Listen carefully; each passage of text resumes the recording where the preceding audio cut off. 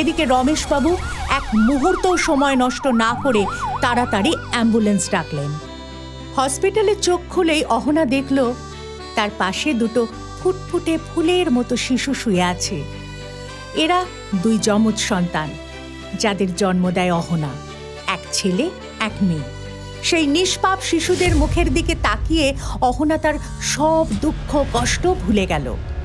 সেই সুখও তার কপালে সইল না। হঠাৎ যেন ঘোর অন্ধকার নেমে এলো তার জীবনে। এটা কি করে ঘটলো অহনার সঙ্গে?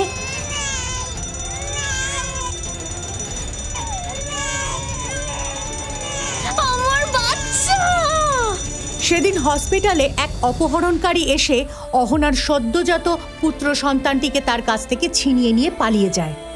সন্তান হারানোর শোকে অহনা মানসিকভাবে বিপর্যস্ত হয়ে যায়। তার শারীরিক অবস্থারও অবনতি হতে থাকে।